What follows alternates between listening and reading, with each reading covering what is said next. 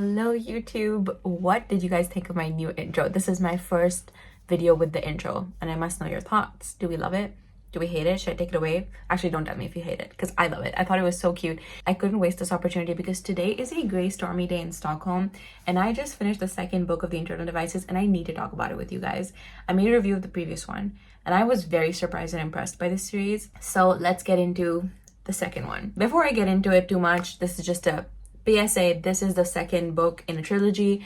If you just casually are listening, that's fine. If you plan to read them and you want it to be in order, just to let you know, I already made a review on the first book. This is a review of the second book. The first book is called Clockwork Angel. The second one is Clockwork Prince, which is the one I'm reviewing right now, and Clockwork Princess coming soon. Now we can get into what I need to discuss because the way that this book series has taken over my life is not even funny anymore. And when I was looking at the date this came out, it came out in 2011 and nobody told me about this. In my previous review, when I read Clockwork Angel, I was really impressed and I gave it 4 stars and I just had to know what happened next. So I started Clockwork Prince immediately after that. Let's talk about it. Okay, before we go any further, this is a spoiler warning. You are about to enter Spoiler City, Spoilerville. I'm the president of Spoiler City. I always say this, but I don't think there's any way to review a book without giving spoilers, especially in a deep and comprehensive way. So if you don't care about spoilers, that's great. Keep watching. If you want to read the book and come back because you do care, that's great. If you're never going to read the books, then it's fine. It doesn't matter anyway, right? Okay, let's start with the plot summary. This book picks up exactly where Clockwork Angel left off after the automatons attacked the Institute, how Tessa's brother had betrayed all the Shadowhunters and their whole cute found family. Nate betrayed them, so he's out. He's missing. We don't know where he is. And the Clave has a hearing. The Clave is the government of all Shadowhunters. They have a hearing where they question Charlotte and her leadership of the Institute. They really question her authority as the head. And Benedict Lightwood, an evil, gross man, he's vying for her position. He has his beady little eyes. He's like, yeah, let's get rid of Charlotte. I'm sure we can find someone else to run the position. Oh, little old me? They gave Charlotte 2 weeks to find the Magister for her to be able to keep the Institute. Otherwise, it goes to Benedict Lightwood. So everyone goes back to the Institute. Our gang is like, oh my God, what are we gonna do? So our little trio, Will, Tessa, and Jem, they go to the Yorkshire Institute to try to learn more about the Magister. But instead, they find out that Will's family, who he's estranged from, is living up in Yorkshire in an estate. Basically, you can choose to be a Shadowhunter, but if you choose not to be one, then you are kind of shunned from their society and you live separately as a normal person. And Will's family were ex-Shadowhunters. They live separately. Will chose to be a Shadowhunter and therefore forfeit his right to see his family and have a relationship with them. And he just doesn't know them anymore. But he sees his sister. And obviously, because of how distraught he was after seeing his sister in Yorkshire, he becomes very distant and closed off, which kind of pushes Jem and Tessa closer together. And they develop a romantic dalliance, let's say. I won't call it a relationship, but a dalliance. They sneak into a masked ball. They sneak into warehouses. They sneak into offices. They're on the hunt for clues and information about this guy. And Tessa's a crucial player in all this with the Shadowhunters, helping them with her shape-shifting abilities. Tessa and the Institute's servant Sophie start receiving battle training because after the last attack, the Clave was like, well, your servants should be trained in battles. Like, your servants should have defended the Institute, but they weren't trained. So now Tessa and Sophie have to get trained by the sons of the evil guy who wants to be the leader of the Institute. Benedict Lightwood, his 2 sons, Gideon and Gabriel, they're training Sophie and Tessa. A lot of names, guys, but you can keep up with it, I'm sure. Gideon is extremely mysterious and kind of quiet, keeps to himself, and he starts to develop a crush on Sophie. Whereas Gabriel, his name should be changed to Gullible, because that's what he is. And we also find out exactly what Will's issue is and why he acts the way he does, and a big secret about him is revealed. Magnus Bane is kind of helping him figure it out as a warlock, trying to help him find a cure for his problem, basically. And they develop a nice, friendship through this. Jessamine, if you remember, one of my favorite characters from the last book, honestly, so well written, Miss Mean Girly Pop from book 1, is sneaking out of the house dressed as a man, secretly meeting with Tessa's brother, Nate, who she got married to in secret. And she's spilling the tea on all the Shadowhunters' business to him, ratting them out to the Magister. But she gets found out, she gets questioned, and she's imprisoned. And her fate is unclear. It really depends on what the Clave decides to do with her, which it won't be good, whatever it is. Tessa and Jem get engaged in a bit of a whirlwind decision, and Jem is really happy, and Tessa's more like, this is good, right? This is a good thing, right? It's not that she doesn't love him. It's more complicated. You'll have to read to understand, I think. Anyway, in the big final climax scene, Tessa finds out that Nate isn't actually her brother. And the woman that they both lived with, their aunt, was actually Nate's mother. So he's her first cousin, which also means that he killed his own mother to be with the Magister. Creepy. And Nate hints that there's a lot more that he's done that Tessa doesn't even know about. But then he dies before he can reveal any of it. But then in the end, bits of knowledge from Sophie, from talking to Gideon and Will and Gemma, all their bits of knowledge come together and they're able to make a case that allows them to keep the Institute in Charlotte's command. And as they're celebrating their win and Charlotte announces her pregnancy, yay, Charlotte's having a baby, Will's long-lost sister, Cecily, who we saw earlier in Yorkshire, she appears on the doorstep of the Institute. She's like, I want to be trained as a shadow hunter. And that's where the book ends. Big cliffhanger. What's gonna happen now? Why is she here? What's going on? I guess we'll find out later. That's the plot summary. Now let's talk about subheading 2, satisfying arcs. If I had to describe this book in a word, it would be satisfying. And the second book often falls short of the first. The first one's usually a bang, and then the second one's kind of and then the third one, it will go up again. But here, I think it was done in a very complex and honestly incredible way. So much stuff happens in this book. Like when I was reading the Shadowhunters wiki for the plot summary after I finished it, I was like, I didn't even remember half that stuff that happened at the start of the book. There's a lot going on. So many little like instances and one-off events, they all intersect and they overlap and they further enrich this world that Cassandra Clare has created. And the picture the author draws of London becomes richer and more vivid. At the same time, the relationships between the characters become more complex and realistic and nuanced. Now, I want to preface this by saying what I'm going to discuss are only the top few arcs. There are about 50 subplots happening, whether it's Sophie and Gideon's romance or Magnus Bane's life story happening with Camille and everything. Like, I actually don't understand how the author kept up with all of this, but it feels so real because everyone has their own lives in a very real and like it makes sense. Everyone has their own stuff going on, but they're all working toward a common goal together. But that doesn't mean that they don't all have their own stuff going on, you know? And you're invested in the characters because you know this about them, because you don't just know them as shadow hunters, but you know them as people. Number 1, Will's personality arc. We find out exactly why Will is the way he is. So it turns out that when he was 12 in his father's study, his father was an ex-shadow hunter, and as he had some memorabilia kept, like some of his weapons and all from his shadow hunter days. And that included a pyxis, which is a box that can trap a demon's soul. And Will didn't know what it was. He was 12, so he just opened it and the demon got out. Now, Will has been raised as a human child. He has never seen a demon before. He doesn't know what shadow hunters are. He doesn't know how to deal with this. His sister comes in, his older sister. She comes in with the blade and tries to like scare the demon off, and the demon escapes. But before he leaves, he turns to Will and he's like, your father trapped me, so I'm gonna curse you. Anyone that loves you will die. And it can be in a minute, it can be in years, but they will all die. And then he runs off. And the next day, Will's older sister is found dead in her bed. So obviously he thinks that the curse has happened and his sister loved him and now he's gonna die. And that's actually why he kind of rejected his family and ran away from them and came to live at the Institute. That is the explanation for why he was so mean to Tessa, because he was getting really scared that if he let her love him, then she would die. So he was super mean to her to push her off and reject her harshly so that nobody would love him. It's the same for everybody, even Charlotte. Charlotte has this very motherly instinct toward him. She wants to protect him, but he never shows his appreciation and love because if she starts to genuinely love him, he's worried that she will die. But the only person that he does show love to is Jem, obviously. You must be wondering, like, Jem is his, like, bestie. They're always together. They've known each other for so long. So why is it? Actually, Will chose Jem as his parabatai because Jem is already dying. So even if he dies a few years later because of loving Will, at least that's a swift and quick death as opposed to a slow, painful death from the drugs that he's addicted to.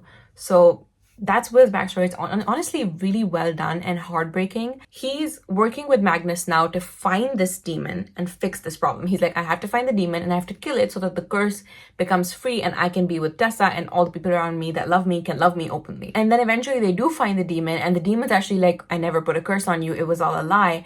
And then he goes back and he's all excited because he can freely love people again. The reader knows that his relationship with Jem and Tessa's arrival and Henry and Charlotte's kind of parental concern over him mean that he's been fiercely loved all along and there was never a curse. Like, the reader knows that, but Will doesn't know that. That's a pretty interesting arc, I gotta say. Jessamine's arc was another interesting one. She didn't have a huge... I was gonna say she didn't have a huge role in this book, but she actually did. She wasn't there a lot, but she played a pretty big role and things. She really moved stuff around. She got things moving and shaking. So her conflicting feelings and her complicated relationship with the shadow world are already established in book 1. Like, she doesn't want to be a shadow hunter. She wants to live as a normal woman woman. She wants to get married. She doesn't agree with the lifestyle of shadow hunters. But because of her parents' death, she was forced to be a shadow hunter, right? In this book, that hatred and resentment of what she is, she takes it to the next level and she betrays the shadow hunters. And that really reveals her actual priorities and just how desperate she was. It's such a switch up because when you read the first book, you think eventually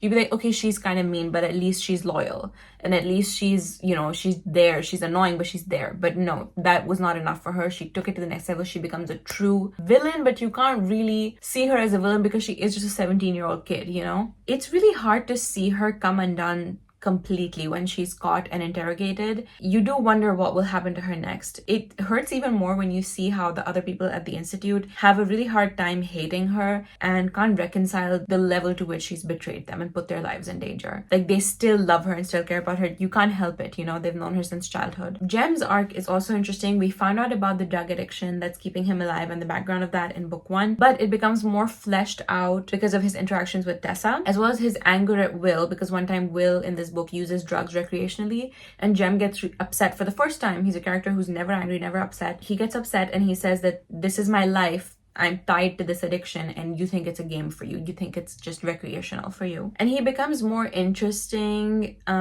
with his relationship with Tessa, and especially his first instance of being upset because of how even-tempered he is. He's honestly on such good terms with everyone all the time, and it's so hard for anyone to dislike him that I actually find myself wanting to be more like him. I'm like, how would Jem react to this? What would Jem say right now? Henry and Charlotte. So if you watch my last review, so I've discussed Henry and Charlotte's relationship and how different their personalities are, and I kind of felt bad for Charlotte. She'd kind of gotten the short end of the stick with him. But in this book, we find out a bit more about the background of their relationship, and they both finally confess to each other that they thought the other has settled for them, but they do actually really love each other, and there's a genuine connection and respect there. So that's heartwarming. It's like a nice arc because you start off with Charlotte being super frustrated that her husband doesn't show up for her, in the end realizing that they do feel the same way about each other and they want to be there for each other. The politics. There is a claim made on the Institute by another guy, Benedict Lightwood, the evil guy, and the Clave has a more prominent role in this book. They have hearings, they're sending letters, they're dangling that deadline over Charlotte to find Magister, and she also is dealing with the pressure and expectations of being a woman running the Institute, and in the end she's able to prove herself and keep her home intact for herself and her family. Subheading 3. The love triangle. Will and Tessa were the first romantic vibes. They were the OG couple, the first pairing in the book. He rescued her. They share a love of literature. She's drawn to him and him to her physically, but he rejects her harshly, which we now know was because of the curse. But we didn't always know that.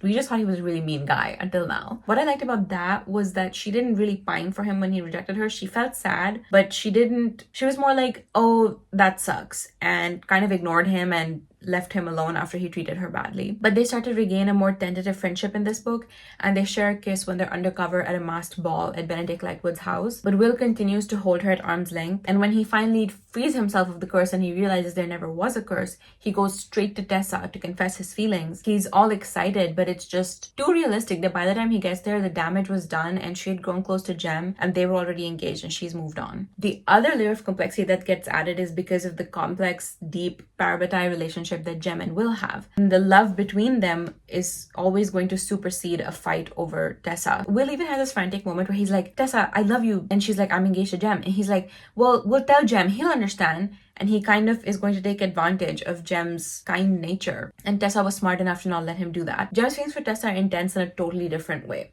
Where the hate between Tessa and Will was early established, Jem and Tessa developed a fondness for each other first. And it starts off with his genuine concern over her and his protectiveness over her when she was new to the Institute. And his friendliness draws her to him as a confidant and as a reliable and comfortable person to be around. And when she struggles after Will's rejection, he reassures her and makes her regain her confidence in herself. And she always voices her worries to him and he makes them feel small. And he's like, it doesn't matter. It's not that big of a deal. And I think that he becomes kind of a salve for her feelings. Eventually, he makes a speech to her before they kiss about how she makes him feel, and that brings the heat. It's also very realistic for Jem immediately after they made out to want to secure Tessa's future with the Shadowhunters and is like, let's get married. That will allow you to be here for 3 months. He's more pragmatic and he's more worried about her safety. Will is more like, let's go kiss under that staircase and then whatever happens, happens, you know? What seals the deal for this love triangle being amazing for me is that Tessa loves both the boys and they both love her, but they also love each other. So it is a true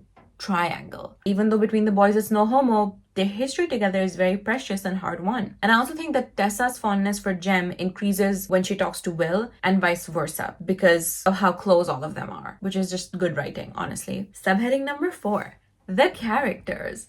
Now, I've already introduced the characters pretty extensively in my first review, so I'm not going to repeat everything I said, but I'll just discuss a little bit about how some of them progressed in this book. Now, Tessa, as our protagonist, she comes out of her shell a lot more, and she's kind of funny in the way that she can't help herself from speaking sometimes. She's a yapper. Like, she'll be all mad at Will. She'll be like, I'm gonna ignore him. I'm mad at him. But as soon as he asks a question, she knows the answer. She has to say it. She can't help herself. She needs to talk. This also helps her become more secure in her place in the Institute. I mean, that's also thanks to how loving Charlotte is and how reassuring she is. And she comes to terms with what she now knows about her past with Nate's lies and everything. And she continues to find out more about her future. And here and there, she grapples a bit with expectations in the Victorian era of women and the Shadowhunters' less formal ways, which she's not really used to. And also her Americanness in England, which is very believable and it makes sense. Will. Now, we get a lot of exposition and explanation for his behavior.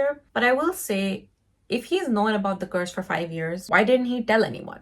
Like, if not Jem, then why not Charlotte? If not Charlotte, then why not the Silent Brothers or something? There's a lot of what ifs and why nots with his situation when you think about the curse, and you can start picking it apart easily. But the way it did play out that it had to for the story, it still holds water and it makes sense in my opinion. So Will goes to Magnus and he's like, not loving anyone, that's easy. But getting anyone not to love you, that's exhausting. And Magnus is like, why are you so dramatic? And then it's like, of course he's dramatic. He's 17. So it makes sense that he thought it was this huge secret he had to keep from everybody because he's a tortured 17-year-old boy. It's very J-score. Jace is a descendant of Will's, right? So the math is mathing. Toward the end, when he's free of the curse, we see this more open and earnest side of him now that he doesn't have to be mean to everyone for no reason anymore. But it does get shut down pretty quick when Tessa tells him about her engagement to Jem. But he shows his honor and dedication by taking it on the chin and being happy for them. The Jem pretty much stays the same. He's still likable. There's not a lot to discuss here. I think that's it. Like, the major character beats are covered in the plot, like I said, and it was only Will and Tessa that experienced major personality changes. Subheading number 5, the best underrated relationships. Number 1, Triangle Gang. Of course, that's not really underrated, but it's a good triangle. I'm saying it's stable, it's the strongest shape in the world. Number 2, Magnus and Will, actually, from their frequent visits with each other, summoning different demons, they develop this kind of casual fondness for each other, and it's really nice, it's really sweet. When Magnus was like, dark hair and blue eyes is my favorite combo, my Malik heart, I was like, just wait 300 years, boy. Magnus and Tessa also actually have a really nice relationship. At the party after the ball, Will runs off and Magnus walks Tessa home, and while he's walking home, he's like, he's also a warlock and she's also a warlock. She's like, hey baby warlock, come tell me what's wrong. Tell me about the drama. So I like that. He's kind of looking out for her.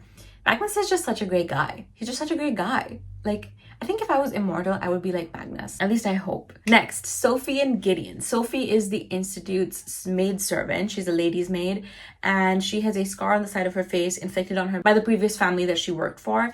And she has a big mistrust of men, and she generally doesn't like them and avoids them, except for Jem. She doesn't even like Henry, who's like basically harmless. So it's really nice to see her build that trust with Gideon, and it's really sweet to see their relationship. And I like that Gideon was interested in her first, and he pursued her. Number 5, Tessa and Sophie actually develop a really nice friendship. They even have a little fight here and there, but they're always there for each other. They understand each other, and Sophie takes really good care of Tessa. And yeah, just a cute friendship. Tessa was worried that Sophie still liked Jem, but then Sophie's like, no girl, go for it. I don't like him like that anymore. And Tessa's like, oh, that's up. I'm engaged to him actually. So, you know, it's cute. Number 6, Sophie and Charlotte. There's not so much of this, but there's hints of it, enough that I picked up on it. Sophie has a very sweet respect and reverence for Charlotte. You can tell that she really looks up to her, and she always just goes to her with any issue, and she really trusts her. I like seeing that relationship. And Charlotte also tells Sophie, like, if we lose the Institute, you're gonna stay with me, you're gonna work in whatever house I live in, I'll always take care of you. So I love that. Now we are going to do a fun final segment, which is going to be ranking the top 5 moments in this book. Number 5, Jem's proposal speech. What a proposal speech. He was like, I don't know how long I have left to live, but I want to be with you more than I have wanted anything in my entire life, and I want to make you happy in those years.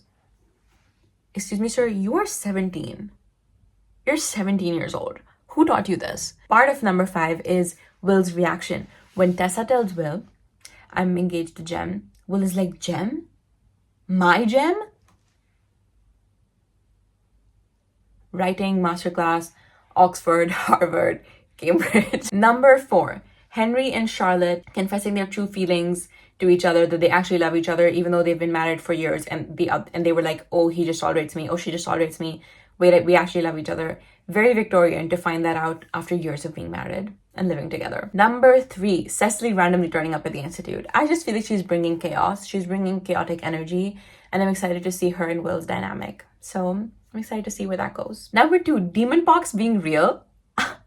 Like in the first book, Will was always joking about how he would tell Tessa, like, oh, in the shadow world, there's this thing called demon pox and you can catch it. And everyone was like, that's not real, he's messing with you. But turns out it is real. And guess who has demon pox? Benedict Lightwood. Mr. Beady-eyed, Mr. Gross. He actually has demon pox. And when Will finds out it's real, he's so excited that he sings a song about it. I mean, how could this not be number 2? And the number 1 moment in this entire book, if you know, you know, Jem is my great sin. Don't talk to me about Jem. Will Herondale. He says this when Magnus asks him, how did you prevent Jem from loving you? And Will says, Jem is my great sin. Don't talk to me about Jem. And then he reveals how Jem was already dying and all that. I mean, that is just bloody brilliant vibes. Oh my god. And now I'm realizing I could have done this whole review in my amazing British accent, but I didn't. Remind me for the next one, guys. But that's all I have to say for today. My final rating for this book, okay, 4 stars. Okay, fine, 4 stars. I'm feeling generous. Anyway, it's like 29 degrees in this room. I need to switch that fan on, so I'm gonna stop talking. Goodbye.